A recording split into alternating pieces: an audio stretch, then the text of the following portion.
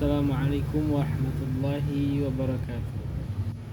Alhamdulillah, assalatu wassalamu ala rasulillah wa ala alihi wa mawalah wa la hawla wa la quwata illa billah. Rabbi syrah lana sudurana wa yassir lana umurana wahlul uqdatan min alsinatina yafqahu aqwalana, amma ba'du. Baik, pada kesempatan kali ini saya Khairul Rahab ingin berbicara mengenai bahwa khilafah tidak seharusnya atau tidak mesti ada di Indonesia. Baik, perkenalkan, saya Khairul Rahab, mahasiswa mahasantri semester 7 Pondok Pesantren Darussunnah. Yang perlu diketahui adalah bahwa khilafah Islamiyah atau khilafah ala minhajin nubuwah itu terjadi sebab adanya Rasulullah SAW, atau memang berdasar dan berpegang pada perintah Nabi Muhammad SAW. Setelahnya bahwa khilafah Islamiyah tidak bisa serta-merta dijalankan di luar kewenangan Nabi Muhammad SAW dan khalifah yang empat. Seringkali Nabi juga berbicara bahwa letak geografis apapun, seperti letak geografis,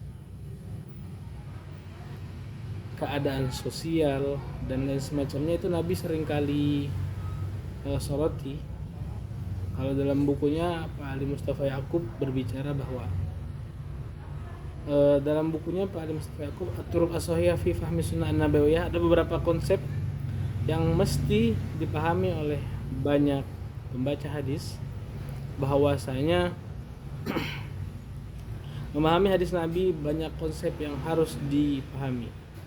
Seperti tadi yang saya ucapkan di pertama, yakni letak geografis, itu juga menjadi salah satu wacana yang sudah Nabi wacanakan sejak awal, seperti larangan untuk membangun kamar mandi atau buang air menghadap kiblat. Setelahnya ada kalimat syariku au goribu. Diriwayatkan bahwa hadis ini lahir di utara, ya kalau tidak salah, berarti di utara Ka'bah posisinya, atau di salah satu rumah sahabat, yang mana berarti Nabi menganjurkan menghadaplah ke barat atau ke timur. Sedang kita selaku umat Nabi di Indonesia yang kiblatnya atau Ainul Ka'bah atau Wajhul Ka'bahnya itu ada di sebelah barat, jelas-jelas bahwa hadis ini bertentangan dong. Bahwa hadis ini bertentangan dengan bagaimana yang Nabi perintahkan agar tidak buang air menghadap kiblat, ya kan? Baik ke barat menghadap kiblat, ke timur membelakangi kiblat. Dapat dipahami bahwa Nabi kerap kali memperhatikan bagaimana hendaknya syariat atau apapun yang berhubungan dengan agama itu dikondisikan dengan keadaan sosial ataupun keadaan geografis seorang atau sebuah kaum, di mana ketika itu ya Nabi paham bahwa masyarakat di sana ya menghadap kiblatnya sebelah selatan gitu. Jadi menghadap ke barat atau ke timur itu adalah bagian dari perintah Nabi. Apa hubungannya dengan khilafah Islamiyah? Ya seperti itu, bahwasanya khilafah Islamiyah itu pertama ya memang tidak pada tempatnya saat ini, ya. Seperti sebagaimana kan ketika itu Nabi pun kan tidak mengklaim bahwa beliau secara qaul bahwa beliau adalah pemimpin pemerintahan, kan? Tapi bahwa beliau berkata bahwa beliau adalah seorang utusan Allah yang mana bertugas untuk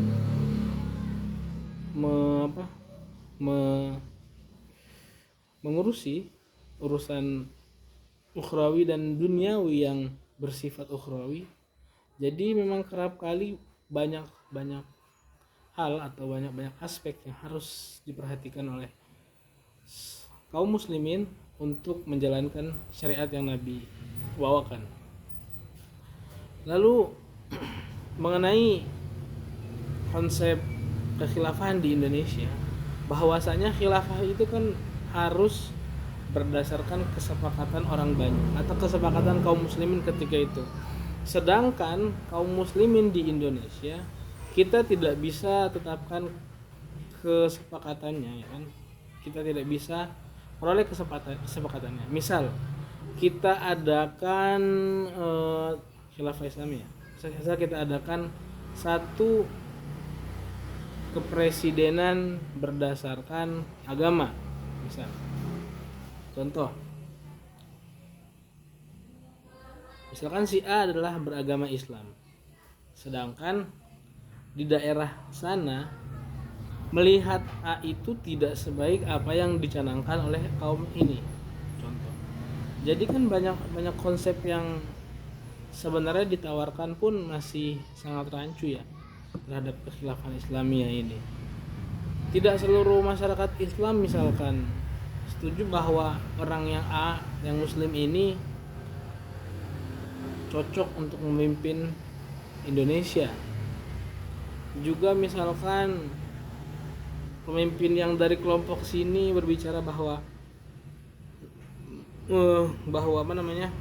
bahwa dia cocok untuk memimpin Indonesia.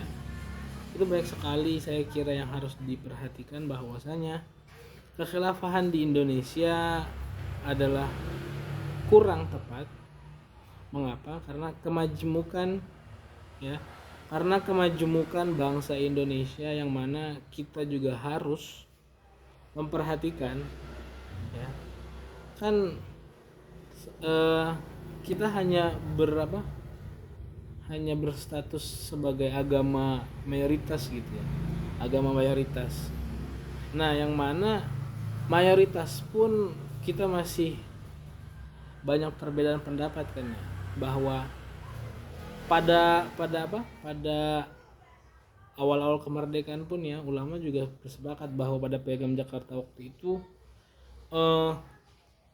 Pancasila yang awalnya ditujukan untuk hanya umat muslim itu banyak ulama yang menentang. Kenapa? Karena sebagian daerah yang yang minoritasnya adalah muslimin berpendapat kami jika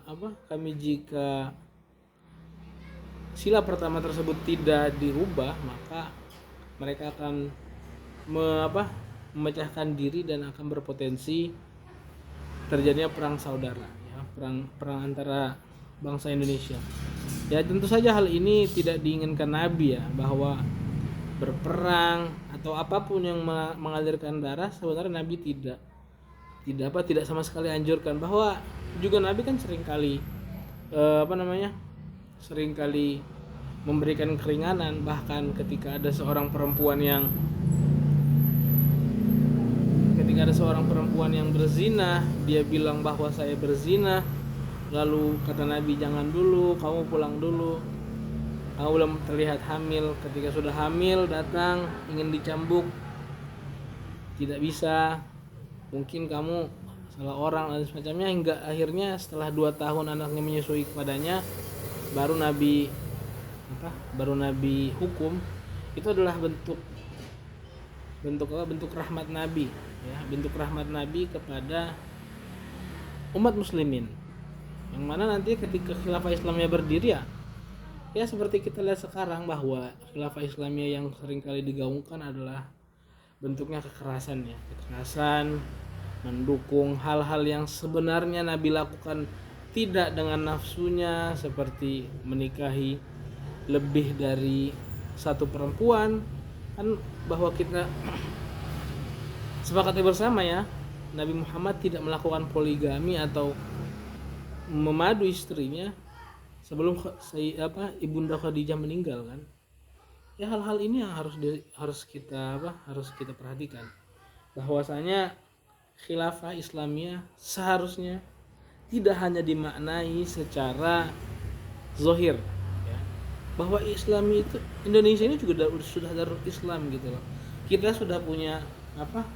Kita sudah punya undang-undang sendiri, undang-undang pernikahan sendiri, undang-undang perceraian sendiri, apapun tentang keagamaan kita sudah difasilitasi negara, ya kan? Berarti kita sudah tidak kekurangan apapun. Ya, yang sisa hanyalah kita harus memanfaatkan apa yang sudah difasilitasi negara. Terkait non muslim itu kan urusan mereka. Nabi pun tidak pernah kan?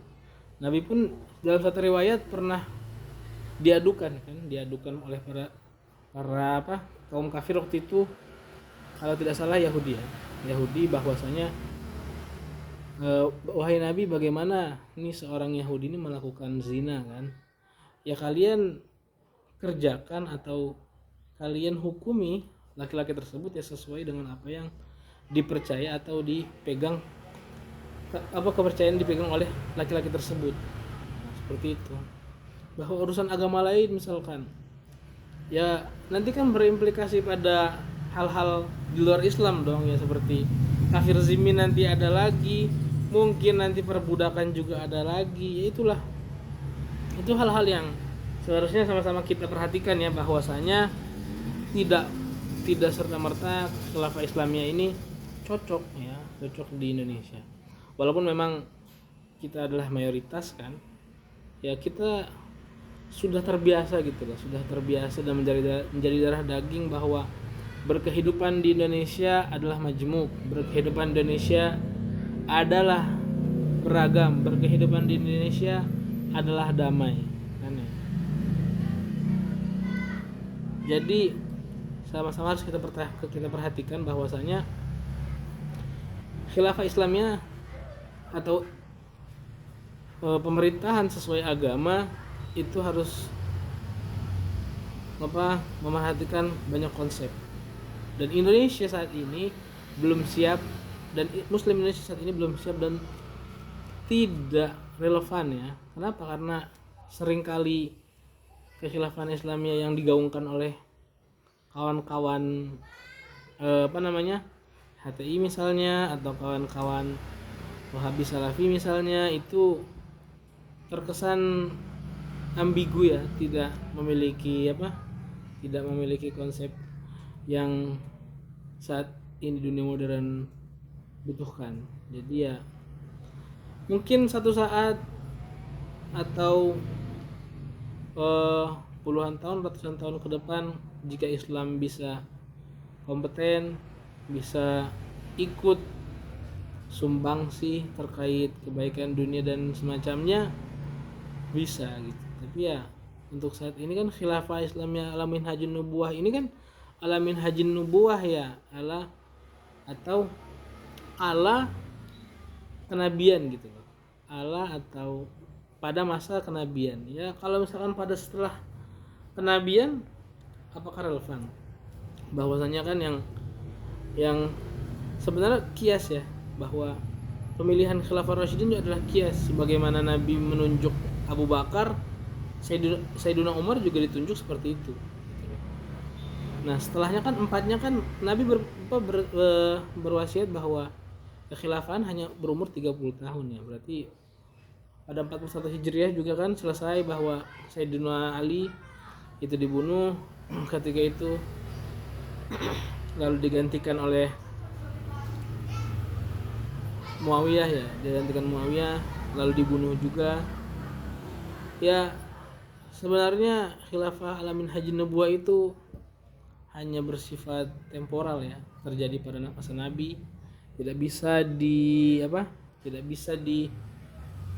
dijalankan setelahnya ya. Semoga teman-teman bisa memahami apa yang saya sampaikan ya, sebagaimana bahwa sebagai seorang muslim yang baik kita harus memerhatikan banyak konsep, bahwasanya tidak hanya kekayaan intelektual kita saja yang berhak menang terhadap golongan yang lain, bahwa tidak kekayaan intelektual kita saja yang perlu kita suarakan, bahwa kekayaan intelektual orang lain juga perlu kita perhatikan. Billahi taufiq wal hidayah. Wassalamualaikum warahmatullahi wabarakatuh.